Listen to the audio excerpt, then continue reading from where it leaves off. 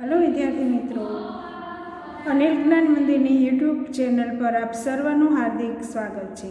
आजना अपना शैक्षणिक पर्वनी अंदर આજે આપણે ધોરણ 6 ની અંદર હિન્દી વિષયમાં પાઠ 3 જેનું નામ છે જરા મુસ્કુરાઈએ એનો વિડિયો એનો દ્વારા આપણે આજે અભ્યાસ કરવાનો છે। તો બધા જ મારી સાથે તૈયાર હશો કે આ વિડીયો જોવા માટે તૈયાર રહેશો એ સાથે જ તમને તરત ખ્યાલ આવી જશે કે હસવું, સ્માઇલ આપવી, હસવું એ આપણા જીવન માટે ખૂબ જ જરૂરી છે। તો શું કામ હસવાથી શું આપણા શરીરને ફાયદો થાય છે અને એવી કઈ વાત છે કે ખરેખર આપણે ઉપયોગી છે? તો આ પાઠનું નામ જ મેં હમણાં તમને કહી દીધું કે જરા મુસ્કુરાઈએ, સ્માઇલ આપો। ગંભીર રહેવાથી શું થશે કે તમને ચહેરા ઉપરથી જ એ જે કહે ને કે તકલીફ હશે એ તરત દેખાઈ આવશે, પરંતુ સ્માઇલ આપો। દુઃખ બધાને લાઈફની અંદર પરિસ્થિતિ બધાને ઉપર ચડ ઉતર બધાને થતી જ હોય છે, પરંતુ એમાંથી બહાર નીકળવું તો હસવું। એક કહેવત છે આપણી અંદર ગુજરાતીમાં કે હસે એના ઘર વસે। તો આવી વાત તમે ઘણીવાર કોઈ મોટા વ્યક્તિના મોઢેથી સાંભળી હશે। તો આ જ પાઠમાં એ જ વાત કીધું છે, જરા મુસ્કુરાઈએ, સ્માઇલ, થોડીક સ્માઇલ આપો। હસતો ચહેરો બધાને ગમશે। આ મોઢું ચડાવીને આપણે આમ નામ ફર્યા રહીશું તો કોઈને ગમશે નહીં। એ જ વાત આની અંદર કરી છે, જરા મુસ્કુરાઈએ, થોડીક સ્માઇલ આપો। કઈ વાતની થોડીક સ્માઇલ? તો એ જોઈએ છે કે જીવનની અંદર કે લાઈફની અંદર આપણે જે કાર્ય કરીએ છીએ એમાં હસવાનું ખૂબ જ મહત્ત્વ છે। તેની વાત આપણે આજે જોવાની છે। જીવન में हास्य का बहुत ही महत्व है, बहुत महत्व है। हास्य એટલે કે હસવું, તેનું આપણા જીવનની અંદર ખૂબ જ મહત્ત્વ છે। जीवन में दुख को भुलाकर नई उमंग भर लाता है। हास्य द्वारा हमारे जीवन में उमंग, एक उमंग की किरण उमड़ कर बाहर आती है। हम दुख भूल जाते हैं और खुशी के साथ, सबके साथ मिलजुल कर खुशी मनाते हैं। तो हास्य अति आवश्यक, अति जरूरी है। हंसने से हमारा स्वास्थ्य अच्छा रहता है। वैज्ञानिक लोगों પણ આ કહે છે કે હસને સે, ઘણા લોકો એક્સરસાઇઝ કરવા જતા હોય છે યોગાની અંદર પણ। રામદેવજી મહારાજનો જે ઘણા બધા એવા વિડીયો યુટ્યુબ ઉપર આવતા હોય છે, તમે જોતા હશો। એ કહે છે કે હસવાથી ઘણી બધા આપણા શરીરના એવા ભાગો છે કે જેને આડઅસર અમુક ભાગની હોય તો એ દૂર થતી હોય છે અને આપણું જીવન છે એ સરસ રીતે પ્રફુલ્લિત રહેવાથી ઘણા દુઃખ તો એને મેળે જ દૂર થઈ જાય છે। ઘણા દર્દ એવા હોય છે, ઘણા રોગ એવા હોય છે કે જે મટી જાય છે। તો હસવું ખૂબ જરૂરી છે અને એના દ્વારા આપણા શરીરમાં ઘણા બધા ફાયદા થાય છે। હંમેશા ટેન્શન રહેવાથી તમારું ટેન્શન દિવસે દિવસે વધશે જ, બરાબર? પરંતુ એ ટેન્શન કોઈ સાથે શેર કરવાથી, કોઈ સાથે તમારી જે મુશ્કેલી મૂંઝવણ છે એને કોઈની સાથે વાતચીત કરવાથી એ હળવી થશે। આની અંદર એ જ વાત આપણે આજે જોઈ રહ્યા છે કે હસને से हमारा स्वास्थ्य अच्छा रहता है। आइए कुछ ऐसे चुटकुले, चुटकुले એટલે કે જોક્સ। તમને ખબર હશે કે આપણે જોક્સ સાંભળતા હોય ને તો આપણે હસવું ન હોય તો હસાઈ જાય, પેટ પકડીને હસીએ, એટલા બધા રિલેક્સ થઈ જાય કે આપણા મગજની અંદર બધા જે વિચાર પહેલાં હોય ને આ શું થશે, આનું શું થશે, આ શું થશે, એ બધા ભૂલાઈ જાય અને આના ઉપર આપણે ફોકસ કરીએ કે હા હવે કેવું સરસ કીધું કા, અને એટલા બધા હસવા માંડે કે આપણું દુઃખ છે એ આપણે ભૂલી જાય છે। चुटकुले पढ़े कि जो आपको मुस्कुराने के लिए मजबूर कर दे। તમને તમારું દુઃખ ભૂલીને હસવા તરફ આ જોક્સ છે એ मुस्कुराने के लिए मजबूर कर देते हैं। आपको दुख भूलकर हंसने की बात इस कविता, इस चुटकुले में की गई है, जो हमें आज ये वीडियो द्वारा इसका अभ्यास इसके लिए पढ़ रहे हैं। मालिक है और एक किराएदार, दोनों की वार्तालाप होती है, इसके बारे में है। तो मुझे किराया क्यों नहीं देते? किराएदार ने कहा, आपने ही तो कहा था इससे अपना ही घर समझो। जो एक मालिक और કિરાયેદાર, બરાબર, એટલે કે માલિક એટલે કે જેનું ઘર છે તે, અને કિરાયેદાર એટલે કે જે ભાડાના મકાનમાં રહે છે તે. હવે મહિનો પૂરો થાય એટલે કિરાયા એટલે કે મહિનાનું ભાડું આપવું તે, એને કહેવામાં આવે કિરાયા. એટલે મકાન માલિક કિરાયેદાર છે એટલે કે ભાડુઆતને કહે છે, આપ મુझे किराया क्यों नहीं देते?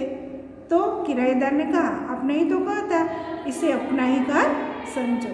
जो આમાં એક સરસ મજાનું હાસ્ય છુપાયેલું છે. આને તમારું જ ઘર સમજો, કે આપણું ઘર હોય તો આપણે એનું ભાડું આપતા નથી, એટલે એ વાત અહીંયા કરી છે. किराएदार ने मालिक से कहा, आपने ही तो कहा था इसे आप अपना घर समझिए. सोनू का सिर फट गया. डॉक्टर ने कहा सोनू से, यह कैसा हुआ? सोनू का सिर फट गया. सोनू नाम की एक लड़की है, उसका सिर એટલે માથું ફટ ગયા એટલે કે એકદમ દુખાવો હશે, થતો હશે તો કંઈ વાગ્યું હશે, એની વાત કરી છે. ડૉક્ટર પાસે જાય છે અને ડૉક્ટર સોનુ સે कहता है, એટલે કે ડૉક્ટર છે સોનूને કહે છે, यह कैसे हुआ? કઈ રીતે થયું? डॉक्टर ने सोनू से कहा, मैं पत्थर से कील ठोक रहा था. मैं पत्थर से कील એટલે કિલ્લો, પથ્થર એટલે પથ્થર, कील એટલે કે હું પથ્થરથી खिल्ली ए लगावी रही हो तो कील ठोक रहा था. एक आदमी ने मुझसे कहा, गधे कभी खोपड़ी का भी इस्तेमाल कर लिया कर. गधे એટલે કે गधे એટલે કે અહીંયા એક કટાક્ષના રૂપમાં કીધું છે કે ગધે કભી ખોપડી કા, મગજ, ખોપડી એટલે કે મગજ આપણાની વાત કરી છે, કભી ખોપડી કા ભી ઇસ્તેમાલ કર લિયા કર.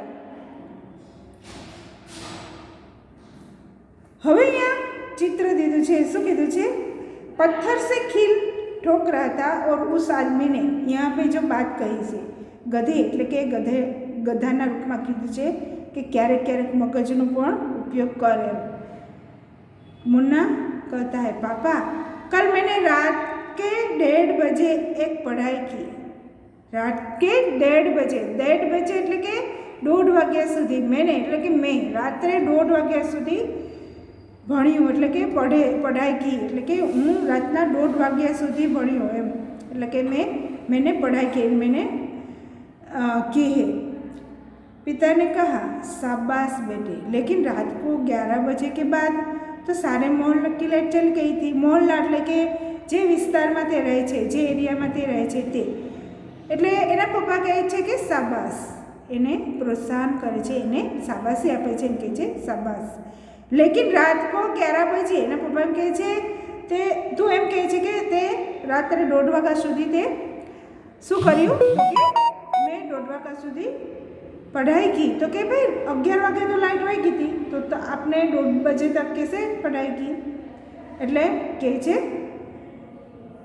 रात को 11 बजे के बाद तो सारे मोहल्ले की लाइट चली गई थी, એટલે કે સારા એરિયાની લાઇટ છે એ વહી ગઈ હતી, તો તમે કેવી રીતે તમે ભણ્યા? मुन्ना ने कहा, सच मैं तो पढ़ने में ही इतना मगन था कि मुझे पता ही नहीं चला. जो ए અહીંયા જોક્સના રૂપમાં કહે છે કે હું ભણવામાં એટલો મશગુલ હતો કે મને ખબર જ ન પડી કે ક્યારે લાઇટ વહી ગઈ. એટલે કહે છે કે ટૂંકમાં એ ભણતો તો નથી જેવું થયું ને, કેમ કે લાઇટ નથી, અંધારું તો ક્યાંથી ભણવાના છે? એટલે કહે છે मुझे पता ही नहीं, मैं पढ़ने में मशगूल एकदम आम एक ध्यान थी, इतना मगन था कि मुझे पता ही नहीं चला कि कब लाइट चल गई. तो अहींया आ वातने आपणे कहे छे.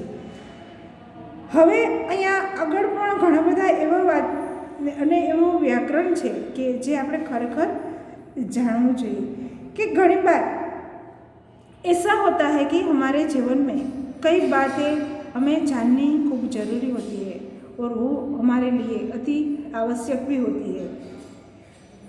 इस चुटकुले के द्वारा हमें हमारे स्वास्थ्य के साथ कुछ बात ऐसी है जो हमारे स्वास्थ्य के लिए उपयोगी है. स्वास्थ्य के लिए हास्य अति आवश्यक है. रमेश पढ़ाई में होशियार है, इसलिए रमेश पिताजी की आँखों का तारा है. आँखों का तारा એટલે કે એનો લાડલો છોકરો છે એમ કહે છે. इस साल रमेश ने कमर कस के परीक्षा की तैयारी की है। कमर कस के जो अहींया मुहावरा छे अति तनतोड़ मेहनत करना એટલે કીધું છે कमर कस के परीक्षा की तैयारी की है, अतिशय मेहनत की है। इसलिए जब वह परीक्षा देने गया तो उसका ईद का चांद मित्र महेश का नंबर भी उसके नज़दीक ही था। उसका मित्र कौन? तो के चांद की तरह उसका नज़दीक का मित्र महेश, वो भी उसके साथ एक ही क्लास में, एक ही स्कूल में, एक ही कॉलेज के अंदर उसका भी नंबर आया और वो दोनों साथ में परीक्षा एग्ज़ाम दे रहे थे। इसकी बात वो कर रही थी। ईद का चांद मित्र महेश, उसके नंबर भी उसके नज़दीक था।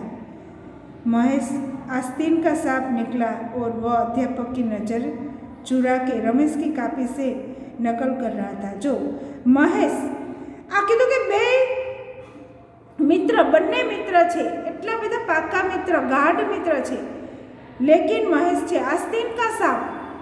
આપણે એક કહેવત છે ને, આસ્તીન કા સાપ, એટલે કે જેમ સાપ હોય એ કોઈ દિવસ ડંખ મારવાનું ભૂલે નહીં, ગમે તે જગ્યા ઉપર હોય એ આપણને એને થોડું પણ તમે છંછેડશો અથવા તો તમે એની ભલાઈ કરશો તો એ ભલાઈ જે ભૂલી જશે અને એનો ડંખ તમને મારશે જ। તો એટલે કીધું છે કે સાપ निकला और वो मेरे पेपर से चोरी कर कर लिख रहा था। अध्यापक की नज़र चुराकर, એટલે કે જે સુપરવાઇઝરમાં જે વ્યક્તિ હતા, સુપરવાઇઝર જે હતા એની નજરથી બચીને એ મારા પેપરમાંથી કોપી કરી રહ્યો હતો અને એ જ વાત આમાં પણ કહે છે। उसकी नज़र चुराकर वह कापी निकाल मेरा पेपर से कॉपी कर रहा था। उस वक्त अध्यापक ने देखा और वे आग बबूला हो गए। उस वक्त ए समय ए अध्यापके जोयु अने वह यहाँ फिर तीसरा मुहावरा आया है, आग बबूला होना, अत्यंत क्रोधित होना, गुस्से में होना। वो अध्यापक गुस्से में आ जाता है और उसको डांट देता है, वो उसका पेपर वह उसके हाथ से छीन लेता है। तो हमें यह बात खास ध्यान में रखनी चाहिए कि परीक्षा के दौरान, एग्ज़ाम के दौरान हमें हमारी पूरी तैयारी के साथ एग्ज़ाम देनी चाहिए। कई बार ऐसा होता है कि पूरी तैयारी ना होने के कारण हमारा मार्क्स भी कम आएंगे। तो हमें जब परीक्षा की पूरी तैयारी नहीं करेंगे तभी हम दूसरों के पास से अथवा तो दूसरों के पेपर से कॉपी करने का विचार आएगा, वरना नहीं आएगा। क्योंकि हम जानते हैं कि हमारी तैयारी इतनी है कि हम अपना पेपर अपनी पूरी मेहनत लगन से लिख सकते हैं, तो हमें दूसरों की मदद की भी आवश्यकता नहीं पड़ेगी। तो इसी प्रकार यहाँ पर रमेश और महेश दोनों मित्र हैं और जब एग्ज़ाम का समय होता है तब वो दोनों एक साथ पढ़ाई करते हैं, फिर साथ में परीक्षा होते हैं, दोनों का नंबर एक ही स्कूल में आता है, तभी वह रमेश के पेपर से महेश कॉपी करता है और अध्यापक की नज़र चुरा कर करने की कोशिश करता है। लेकिन जब अध्यापक उसे देख लेता है और वो गुस्से हो जाता है और इसी दौरान यही कहते हैं कि आग बबूला होना, अत्यंत क्रोध में आ जाते हैं और उसके डांट लगा देते हैं। और इसी बात का हमें भी ध्यान रखना चाहिए कि इस वक्त परिस्थिति ऐसी है कि हमें हमारी पूरी मेहनत लगन से कार्य करना चाहिए, तो हम कहीं भी पीछे नहीं रहेंगे और हम आगे ही बढ़ते रहेंगे। लेकिन हमें हमारी तैयारी के साथ ही आगे बढ़ते रहना चाहिए। इस चुटकुले के कारण हमें यह बात तो सीखनी ही है कि जीवन में हास्य का बहुत महत्व है और हास्य हमारे लिए भी अति आवश्यक है।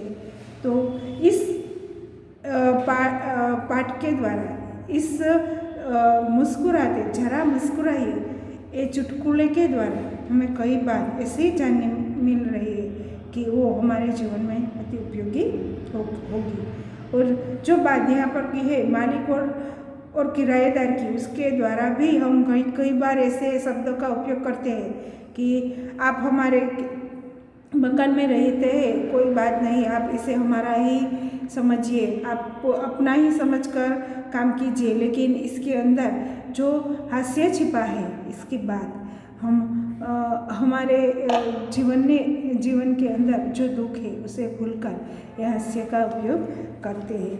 और इसी तरह बात यहाँ पर जो कही गई है उसे हमें कई तरह से उसका सही उपयोग करना चाहिए।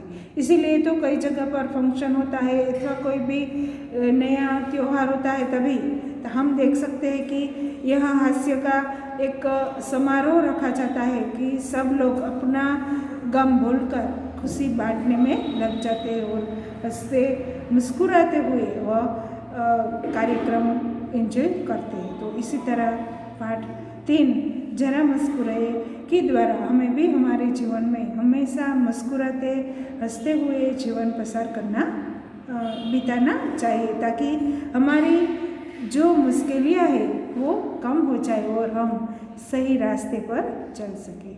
तो आपको यह वीडियो ज़रूर पसंद आएगा, तो इस वीडियो को लाइक कीजिए, शेयर कीजिए। ओके बेटा, बाय।